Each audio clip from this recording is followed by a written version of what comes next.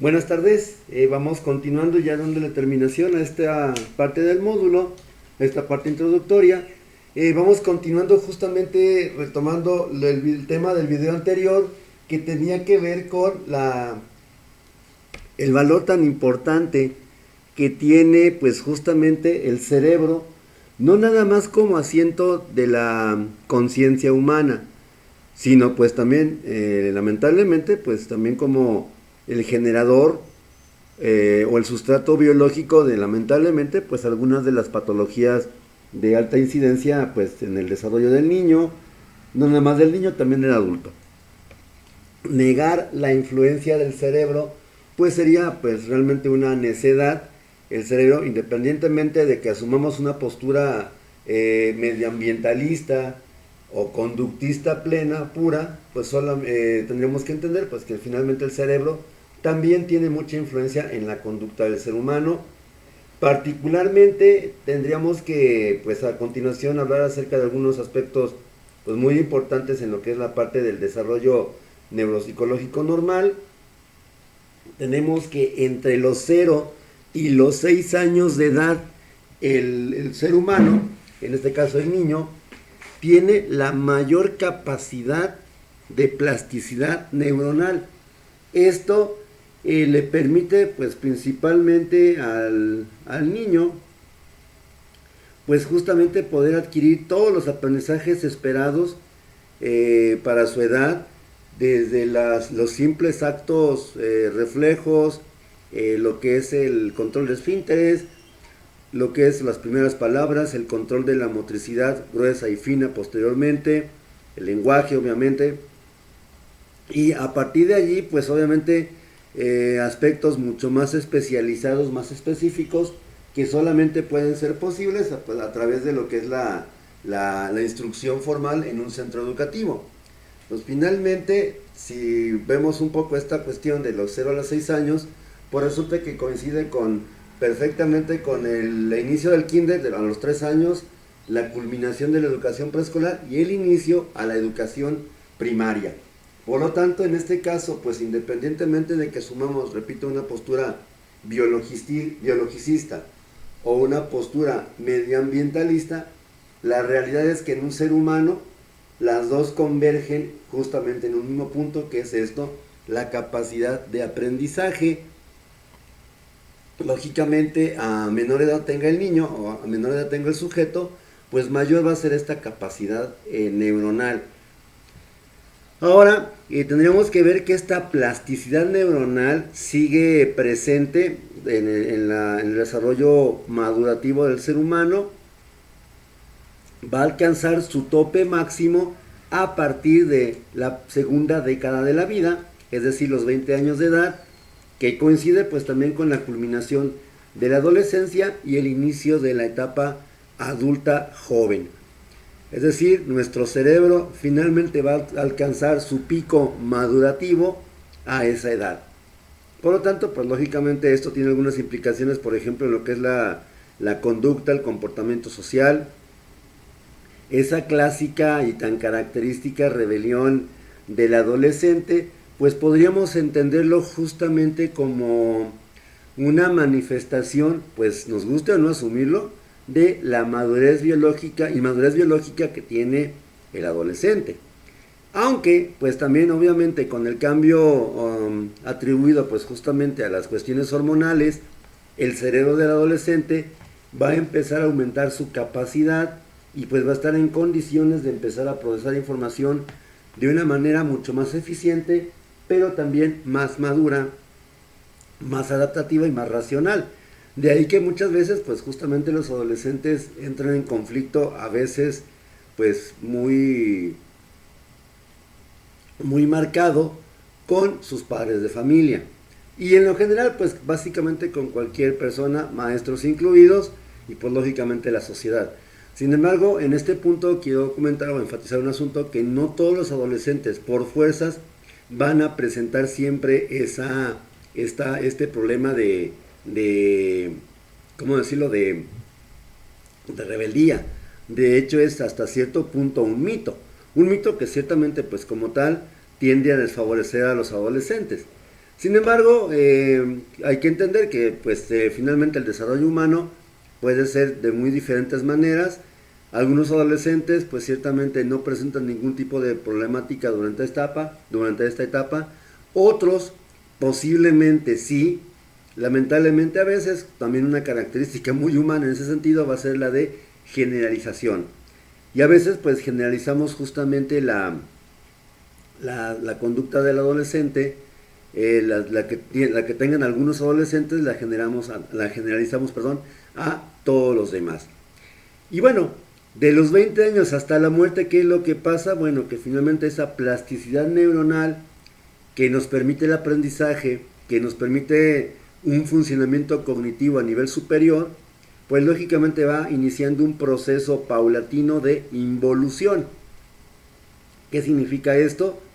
Que lentamente pues las neuronas van perdiendo su capacidad justamente de poder transmitir información adecuadamente, y esto conlleva pues justamente en la etapa ya de la vejez a un deterioro paulatino que, si bien no va a ser nunca total, pero sí puede ser marcado a lo mejor ya en edades superiores a los 80, 90 años.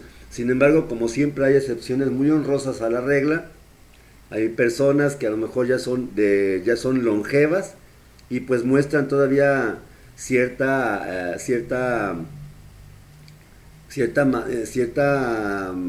lucidez mental, cierta lucidez en cuanto a sus ideas o su pensamiento, ¿sí? Que obviamente, repito, son la excepción de la regla. Esto no quiere decir que pues una persona adulta mayor vaya por fuerzas justamente a perder funciones superiores. Se esperaría un desgaste, aunque tendríamos que entender que también mucho del tipo de vida que elijamos llevar durante la etapa de la adolescencia y la juventud, pues va obviamente a hacer que este cerebro que está involucionando a partir de la segunda década de vida, pues lógicamente involucione más rápido, o de alguna forma pues el deterioro paulatino y gradual no sea tan significativo. Eso es importante considerarlo justamente en esta cuestión de la neuroplasticidad. Otro asunto que también tenemos que considerar son algunas estructuras cerebrales, algunas regiones neuroanatómicas que tienen cierta relevancia, que son muy importantes para entender una conducta anormal, una conducta psicopatológica, una conducta desviada. Sobre todo lo que es la corteza o córtex cerebral, que en este caso va a estar conformado pues por lo que es la sustancia blanca, que son las que se encargan de enviar señales a otras neuronas, es decir, son las que se encargan de intercomunicar una neurona con otra, y la sustancia gris, que esta es la que comentaba anteriormente, es la que se desarrolla de manera tardía hasta los máximo 20 años, que esta es la que se encarga de procesar información aferente, es decir, es la que se encarga en realidad de controlar todos los procesos psicológicos de orden superior. Sin embargo, también tendremos que hablar que hay un proceso también muy importante que compete exclusivamente a las neuronas, que sería la mielinización.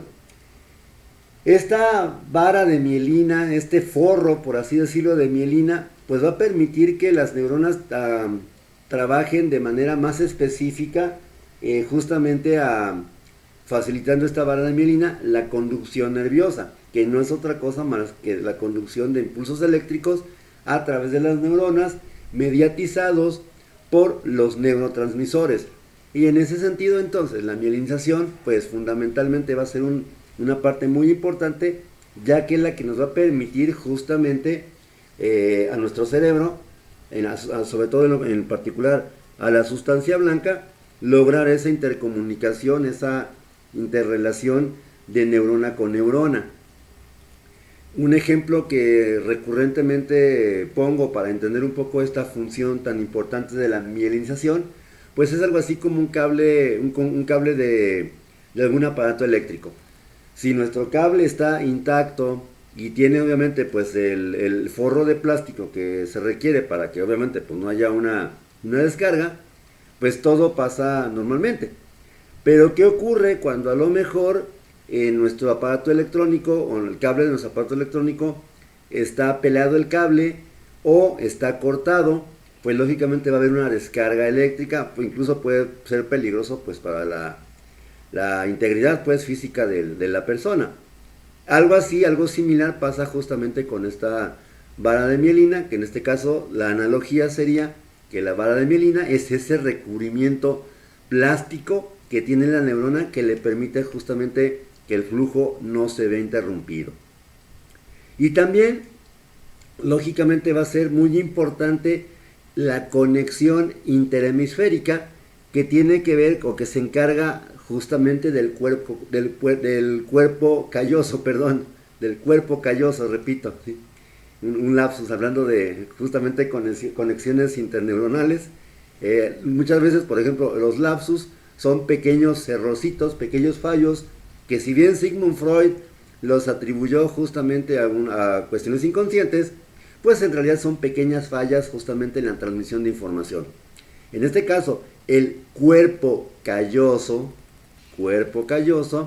pues se va a encargar de esa transmisión, esa interconexión interhemisférica. Y pues básicamente va a ser el que nos va a permitir, entre otras cosas, tener un adecuado desempeño en habilidades manuales.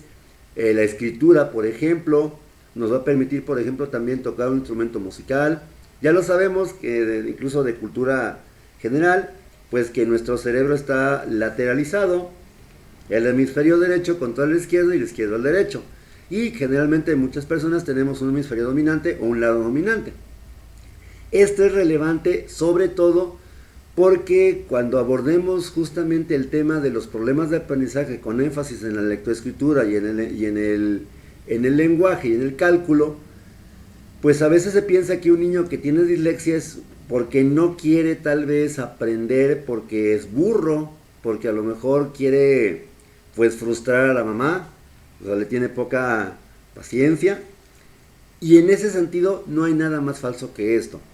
Lamentablemente un niño que está contralateralizado, que tiene una dominancia manual correspondiente al lado izquierdo en este caso, va a presentar problemas de aprendizaje posiblemente, pero no es por esta razón que se argumenta generalmente, sino porque finalmente tendría que pensar o tendría que aprender justamente a dominar el mundo. Bueno, una de dos: de manera satisfactoria, justamente con su lado dominante, pero de manera forzosa, pues justamente aprender a ser dominante el lado contrario, que sería el derecho. Y esto conlleva justamente pues a frustración, a problemas en las relaciones con los maestros y con los padres de familia tal vez, porque asumen que el niño no quiere aprender a escribir correctamente. De hecho, la recomendación muy general que se hace justamente sobre esta parte de atender a un niño con surdera, o sea, un niño zurdo, pues es dejarlo que él elija la mano con la que se siente más a gusto. Y obviamente pues buscar no tratar de influenciarlo, o mal influenciarlo en este caso, para que desarrolle una lateralización contraria a la que él tiene. Lamentablemente y tristemente, en alguna otra ocasión con mis alumnos, por ejemplo, he comentado lo siguiente: ¿cuántas bancas con paleta al lado izquierdo recuerdan en la primaria, en la secundaria, en la prepa? Pues la gran mayoría dice pues que ninguna.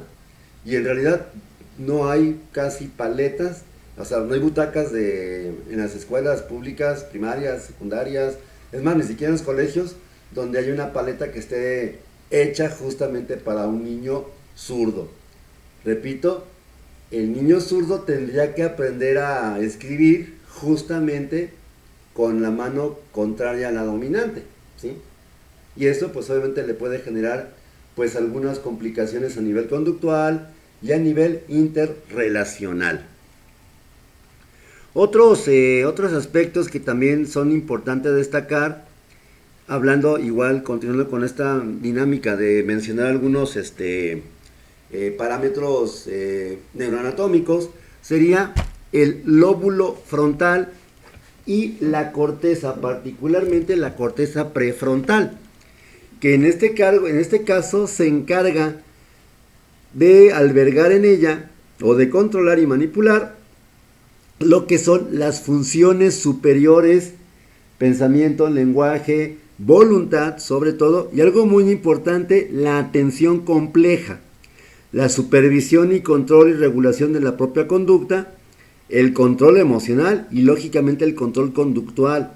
Es decir, posiblemente esto tenga mucha relevancia para los niños que presentan un trastorno por déficit de atención e hiperactividad, un trastorno en la regulación y control de impulsos, un trastorno que tenga que ver, por ejemplo, también con conducta desafiante oposicionista, porque todos estos justamente se caracterizan por tener una falla, el paciente que lo sufre, una falla posiblemente en el área de la corteza prefrontal o en el lóbulo frontal. Y esto quiere decir que entonces el niño con hiperactividad, con TDAH, no es que quiera, repito, a lo mejor darle la contraria a su mamá, hacerla quedar mal, ofenderla, humillarla, o que el niño realmente sea malvado en el sentido, pues, digámoslo, moralista del término. No es que sea malo, simplemente él no tiene la capacidad desarrollada de poder supervisar y controlar su propia conducta. Particularmente tendríamos que hablar, hablando de la corteza prefrontal, de lo que es el papel tan importante que tiene el área lateral en la corteza prefrontal, sobre todo en las funciones ejecutivas que, como ahorita mencionaba, justamente son la planificación, elaboración de estrategias de supervisión, elaboración de problemas y el importante paso que requiere una conducta mediada por un objetivo, y hablando de esto, pues lógicamente establecer esos objetivos. Sabemos que hay personas, hay adolescentes y hay adultos que tienen problemas para hacer las cosas por sí mismos. Posiblemente esto no se deba exclusivamente a una cuestión de voluntad, una cuestión moralista, sino a lo mejor a un trastorno en estas estructuras. Y por lo tanto, pues sería necesario, lógicamente, que haya una supervisión, una revisión por un especialista, pues para determinar si hay o no algún daño estructural en esta zona. Si lo hay, pues obviamente a lo mejor sería necesario pues implementar algún tipo de intervención muy diferente a la clásica psicoterapia o incluso a la intervención psicopedagógica. Repito, si nuestro niño tiene una alteración en esta área, una alteración orgánica, pues lógicamente la terapia verbal que llevaría a cabo, por ejemplo, un psicólogo, la modificación de entornos de aprendizaje, pues lógicamente va a tener un poco de éxito, porque pues en ese sentido el niño va a seguir tal vez comportándose de manera impulsiva, sin mediar conducta y sin asumir consecuencias. Y erróneamente podemos pensar que es un trastorno tal vez de personalidad, que ciertamente se ha comentado que algunos de los trastornos de personalidad, por ejemplo el antisocial, tienen una falla en el control moral que tiene que ver también con esta corteza prefrontal lateral, ¿sí? Y bueno, también algo muy importante, y hablando, como comentaba hace un ratito, de los adolescentes, pues la amígdala. En este caso, la amígdala también va a ser una estructura muy importante, ya que esta se va a encargar justamente de elaborar y procesar y almacenar las reacciones emocionales. Justamente esas reacciones emocionales son las que se van a encargar de, por ejemplo, hacer que el sujeto se adapte a un contexto social o no. A veces, por ejemplo, hablando de reacciones emocionales, puede pasar que el niño o el adolescente no sepan controlar por sí mismo o regular cognitivamente sus propias emociones. Sin embargo, tendríamos que tener cuidado justamente con esto, ya que no bastaría única y exclusivamente una terapia verbal para controlar o para poder establecer un adecuado funcionamiento de la amígdala, ¿sí?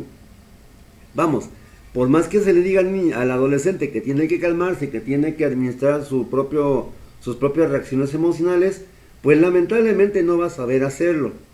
Y no va a saber hacerlo porque no dependería directamente de una parte consciente. Entonces, por lo tanto, sí conviene mucho saber esta situación, ya que va a ser necesario que el especialista en niños, en adolescentes, ya sea psicoterapeuta, ya sea psicopedagogo o el propio pedagogo, pues finalmente pueda tener esa oportunidad de reconocer todo esto para poder dar una recomendación amplia a los padres de familia que se presenten justamente con algún adolescente, con algún niño que tenga un problema justamente en la regulación de sus sus propias emociones o reacciones emocionales. Pero en ese sentido, pues repito, habría que tener mucho cuidado con no incurrir en el error de generalizar o asumir que el niño tiene un control, o el adolescente tiene un control ya por el simple hecho de ser mayor de edad, que también es un error muy frecuente, asumir que tiene un control ya completo sobre sus propias respuestas emocionales. Si a veces el propio adulto tiene complicaciones con esto, pues con más razón un adolescente, con más razón un niño. Y bueno, también tendríamos que ver justamente algo muy importante y que es de vital importancia, valga la redundancia, de vital importancia identificarlo, lo que es el sistema de transmisión dopaminérgico, que en este caso regula la respuesta cerebral a la gratificación. ¿Qué significa esto? Pues en pocas palabras, que este sistema dopaminérgico incluso también tiene que ver con la amígdala, juega un papel muy importante en el mantenimiento de lo que son las adicciones, ¿sí? Y hablo adicciones a cualquier cosa, no exclusivamente y únicamente a lo que es a sustancias nocivas, a tabaco, alcohol, drogas ilegales, etcétera, sino por ejemplo a videojuegos, a pornografía, a redes sociales, a juego patológico, que finalmente también son adicciones y que justamente el cerebro de la persona adicta tiene un sistema muy peculiar de funcionamiento en esta área de lo que es la sistema dopaminérgico. Entonces tendríamos que entender también pues justamente que es necesario a través de una entrevista clínica, a través de una entrevista pues a profundidad, evaluar todas estas situaciones. Obviamente pues no somos neurólogos como tal, somos psicólogos, en un caso un servidor de psicólogo, a lo mejor mis alumnos obviamente pues van a ser psicólogos, o de repente que algunos que están estudiando la carrera de pedagogía pues también pedagogos. Aquí es importante reconocer también pues que es necesario contar siempre con un especialista pues que pueda dar como ese diagnóstico, como ese enfoque, justamente cuando se trata de una situación de base biológica.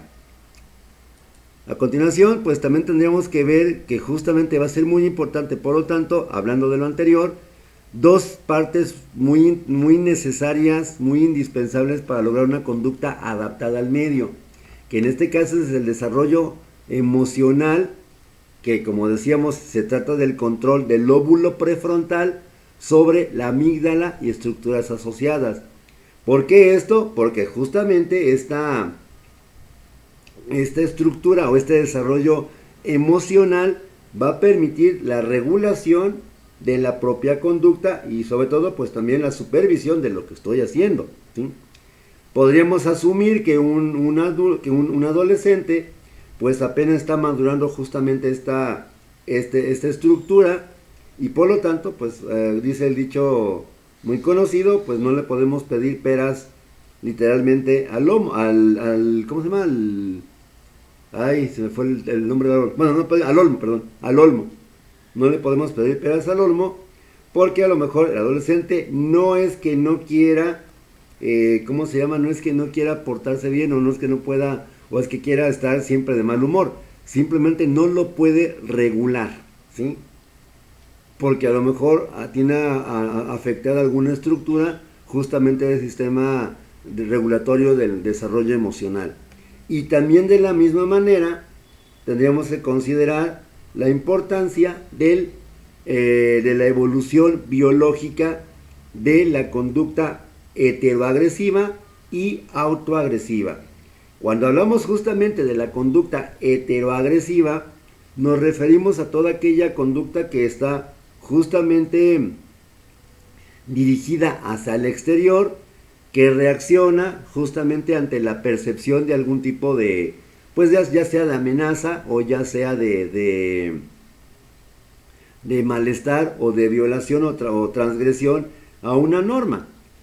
Y en ese aspecto, pues justamente a veces algunos niños, algunos adolescentes e incluso adultos, pues justamente tienen severos problemas para controlar su propia ira, ¿sí? Y repito, no podríamos generalizar, o no sería justo generalizar diciendo que pues esa persona pues es mala o es negativa o es grosera. Simplemente a lo mejor no lo puede regular por sí mismo de manera voluntaria y pues requeriría algún tipo de intervención. Hay que recordar, creo que lo comentaba la semana pasada, el caso tristemente célebre de Phineas Gage. Pues justamente la barra de metal de 1 metro de largo por 3 centímetros de diámetro le destroza prácticamente el centro biológico que se encarga de controlar la ira y la agresión. Y pues de ser una persona que originalmente estaba bien adaptada al medio, que de alguna manera era funcional, era muy capaz, pues pasó a transformarse en un sujeto pues bastante hostil, bastante de manejo bastante difícil, y pues por lo tanto acaba de ser un trabajador pues bien integrado, bien adecuado, pues pasa a ser una persona pues que termina sus días justamente vendiendo su imagen, exponiéndose justamente en un circo de fenómenos. Que no nos convirtamos pues en un Phineas Gage, que de alguna manera no repitamos la triste historia de Phineas Gage, pensando que pues lamentablemente la ira es una cuestión de desarrollo moral. Ciertamente está asociado el proceso de interiorizar las normas y valores sociales convencionales a lo que es la manifestación de agresividad, pero no son, vamos, no es algo que pueda de alguna manera ser nada más atribuido a una socialización adecuada, ¿sí? De hecho, la socialización pues juega un papel muy importante en esta cuestión de lo que es la parte de regular la propia agresión. Bien, también tendríamos que hablar ya en la recta final de esta exposición pues de la genética y la fase puberal. Pues lógicamente habría que considerar, como siempre, la edad biológica del menor y sobre todo cómo esta edad biológica, edad cronológica que tiene el niño, pues también puede influenciar fuertemente en lo que es el desarrollo posterior cuando se pase a la adolescencia.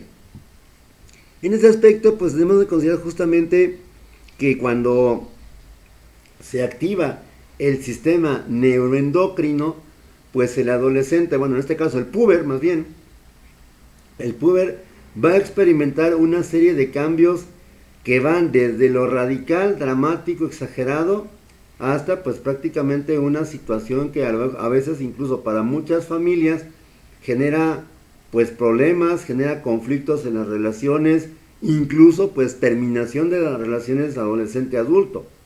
Y esto pues lejos de beneficiar a los chicos, pues tiende a amargarle la existencia y tiende obviamente pues a ser contraproducente.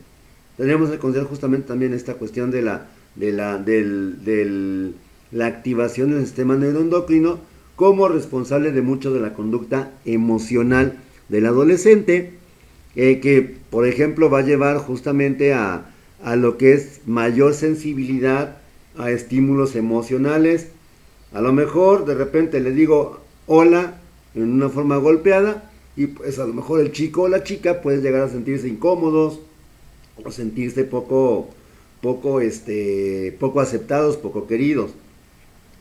También tendríamos que ver pues justamente el desarrollo pospuberal, que en este caso va a tener como justamente una cuestión muy importante, la genética. Mis genes heredados son los que finalmente van a determinar mucho de mi comportamiento a futuro en la adolescencia. Sin embargo, no es la única influencia que recibe esta parte. También tenemos que considerar justamente el desarrollo prepuberal, donde principalmente la influencia más importante va a ser el medio ambiente donde se cría un menor de edad, ¿sí? Bueno, en este caso pues sabemos que finalmente la interacción social pues lógicamente va a ser importantísima considerarlo. No podríamos hablar de salud mental separándolo del desarrollo social sobre todo, particularmente pues a través de lo que es los procesos de socialización dentro de la familia, dentro de la escuela misma, que finalmente van a ser los responsables de lograr que un niño se transforme en adolescente y este adolescente pues sea o esté pues bien adaptado al medio, ¿sí? Eso va a ser pues algo importante que tenemos que entender. Y ya por último, para pasar a terminar esta presentación, este tema, y para la próxima semana empezar con los temas, los trastornos de aprendizaje y discapacidad intelectual, pues sería pues de la mano con lo que comentaba hace un momento, la influencia que tiene el desarrollo, la interacción social en el neurodesarrollo. Obviamente pues en la adolescencia particularmente va a ser muy importante para los adolescentes, de hecho para la mayoría de ellos, los coetáneos. ¿Qué es el coetáneo? Pues justamente las personas que están en su mismo rango de edades. Obviamente pues cuando esta interacción social es adecuada, pues se esperaría un adolescente estable y con un buen desarrollo de autoconfianza.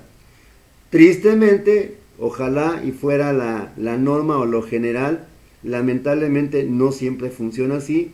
¿Y en qué acaba todo esto? Pues que finalmente el adolescente se empieza a sentir fuera de su entorno, incómodo con su familia, y pues posiblemente busque una interacción social con personas a veces, lamentablemente y tristemente, poco recomendables. Y esto hace que justamente, pues como lo comentaba, haya mayor susceptibilidad al rechazo, pero también, lógicamente, a la aceptación.